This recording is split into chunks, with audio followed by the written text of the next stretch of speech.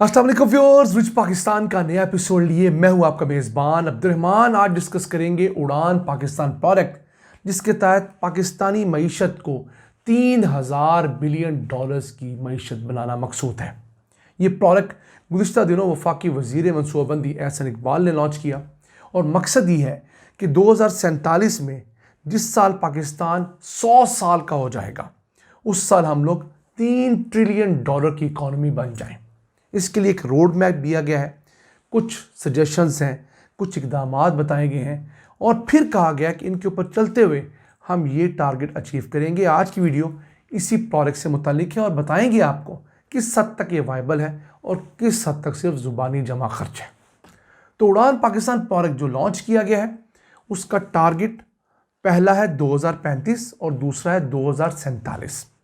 2035 तक हम लोगों ने 1 ट्रिलियन डॉलर की इकॉनमी बनना है और 2047 तक 3 ट्रिलियन डॉलर की इकॉनमी बनना है। यानी अगले 10 सालों में हम लोगों ने 370 से उठकर 1 ट्रिलियन डॉलर पर जाना है।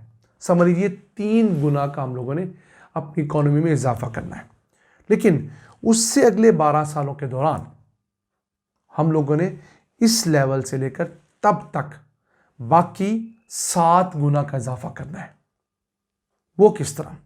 हुकूमत का क्लेम यह है कि अगर हम लोग हर साल 9 से 10% की जीडीपी ग्रोथ रखें मुसलसल, तो हम ये टारगेट अचीव कर लेंगे।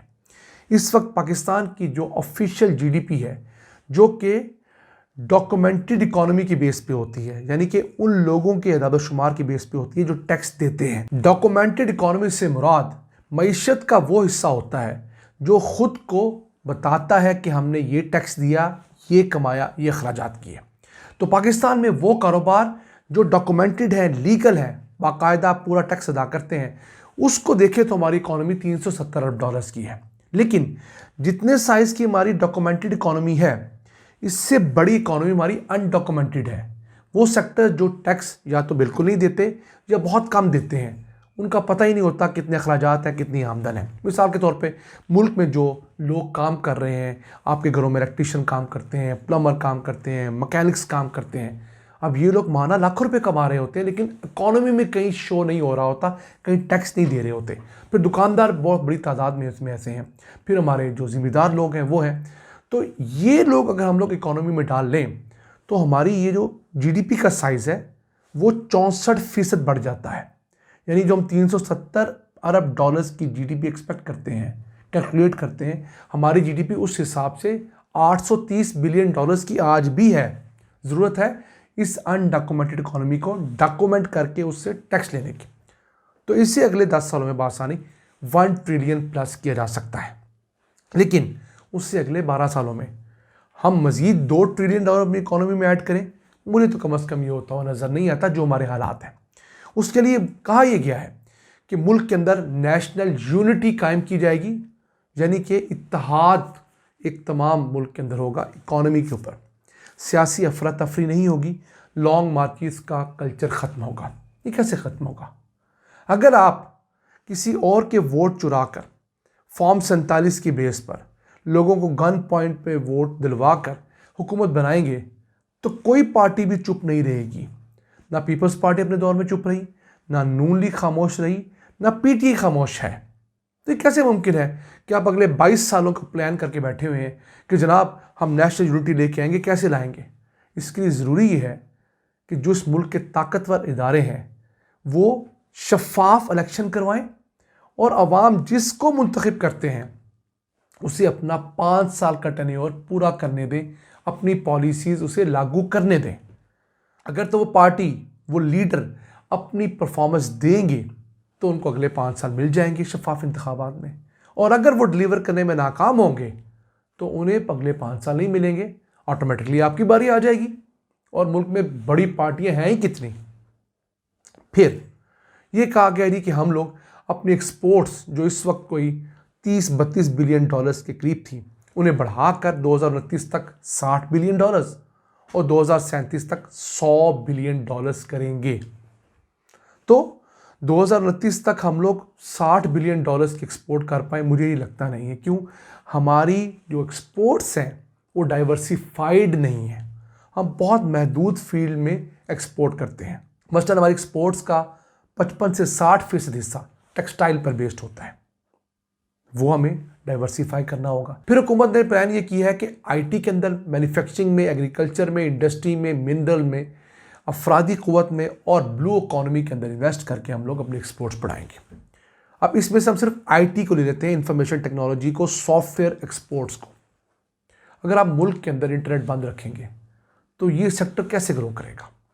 अभी ताज़ा एक रिपोर्ट आई जिसमें बताया गया है कि पिछले साल दुनिया के वो मुल्क जिन्होंने खुद इंटरनेट बंद किया सियासी वजूहात की वजह से, उन्हें $7.7 बिलियन का लॉस हुआ है। और उनमें सबसे ज़्यादा लॉस पाकिस्तान को है, जिसे $1.62 बिलियन का लॉस हुआ है। हमारे बाद म्यांमार आता है, सूडान आता है, बाकी मुल्क आते हैं। तो अगर हम अपने यहाँ आईटी के साथ ये करेंगे तो बाकी चीज़ों के साथ क्या होगा? अच्छा, जब आईटी ऐसे होगी तो आपका ख्याल है मैन्युफैक्चरिंग चल पाएगी?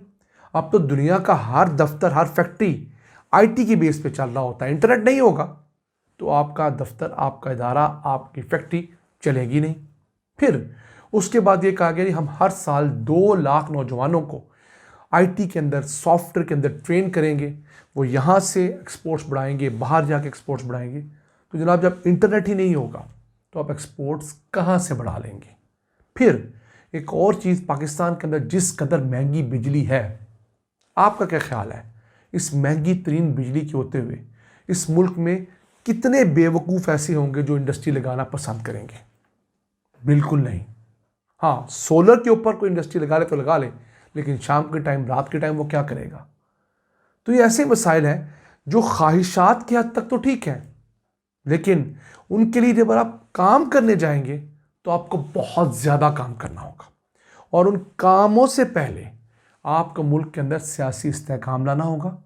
अपने मुखालिफिन को हुकूमत देनी होगी। अगर वो इलेक्शन जीतते हैं तो पूरी दुनिया की तरह, महज़ब दुनिया की तरह, हर जीतने वाले को आपको मुबारकबाद देकर उसे हुकूमत बनाने का मौका देना होगा। फिर आप एक्सपेक्ट करेंगे कि मुल्क के अंदर रिफॉर्म्स का प्रोसेस शुरू हो। जहाँ जहाँ इस्लाहात की ज़रूरत है वहाँ इस्लाहात की जाए। सिर्फ दर्द को पैराडोल देकर ठीक ना किया जाए, बल्कि देखा जाए कि दर्द की कॉज क्या है। और इस दर्द के इलाज के लिए हमें ऑपरेशन की ज़रूरत है, हमें शुआओं की ज़रूरत है, हमें रेस्ट की ज़रूरत है, हमें एक्सरसाइज की ज़रूरत है, फिजियोथेरेपी की ज़रूरत है। उसकी ज़रूरत है, हम उसकी बेस पे काम करें। उसके बाद फिर हम इस दौरान अपने यहाँ शरह ख़ानदगी बढ़ाएं। यानी कि जो पढ़े लिखे लोग हैं, जो अब भी पाकिस्तान में सिर्फ 62% हैं, उन्हें हमें बढ़ाकर 90% तक ले जाना होगा। मुल्क के अंदर मेयारे तालीम बुलंद करना होगा। और इसके साथ साथ मुल्क के अंदर बीमारियों की शरह कम करनी होगी। 2 बड़ी बीमारियों को हमें टक्कर देनी होगी, एक शुगर और एक हेपेटाइटिस। ये वो 2 बड़ी बीमारियां हैं जो पाकिस्तानी कौम को दीमक की तरह चाट रही हैं। ये शऊर देने से, एजुकेशन देने से, ट्रीटमेंट देने से ही कंट्रोल में आएंगी। तो ये काम $3 ट्रिलियन का ना सही, कम से कम हम 2047 तक $2 ट्रिलियन की इकॉनमी ज़रूर बन सकते हैं। लेकिन उसके लिए हमें रिफॉर्म्स करनी होगी, तभी जाकर सब मुमकिन है। वरना ये आज का उड़ान पाकिस्तान अगले 1-1.5 साल बाद बहुत बड़ा मजाकिया निशान बन जाएगा। अपने मेज़बान अब्दुल रहमान को इजाज़त दीजिए। अल्लाह निगहबान।